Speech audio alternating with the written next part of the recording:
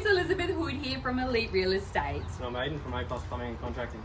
We just thought we'd take a quick minute to have a chat, and I guess based on our experience, to provide you and make you think a little bit about preventing some water leaks.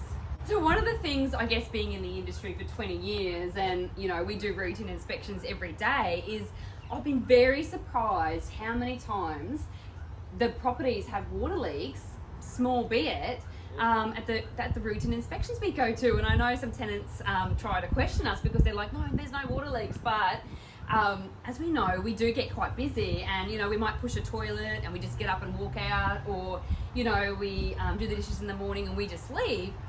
How do you find that that's also quite common, I guess, as a plumber, those small water leaks? Yeah, definitely. I find it a lot. You go underneath the kitchen sink and there's just a tiny little drip from those flexible hoses, and yeah, a little drip can go a long way in a cupboard. So.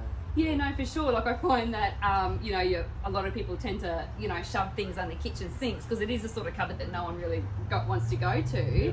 But quite often, unfortunately, it does cause significant damage, doesn't it? That's right. Yeah. So there's a lot of damage can go into a cupboard, and that's just that chipboard sort of stuff. So, yeah, a little leak can do a lot of damage. Yeah. So how often, for I guess as tenants especially, would you recommend maybe they just do stop and do checking underneath those cupboards or behind the toilets? Yeah, especially in the older sort of houses, I'd recommend every few months just to take a bit of a look and tidy up underneath the cupboard and make sure it's all dry still. And I think that'd be good.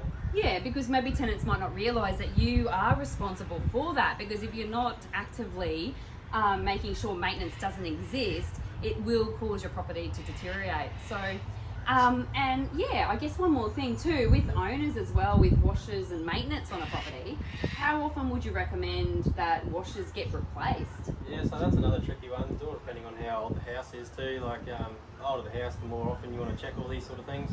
The other little tricky one is tap washers and all that. You don't really want to replace them too often because they've got the seat that the rubber sits onto.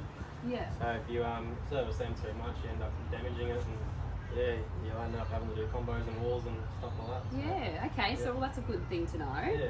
So yeah, as much as we love those old Queenslander homes here in our beautiful historic city, don't forget that they do require that little bit more maintenance. That's right. Yeah, excellent. So thanks for chatting.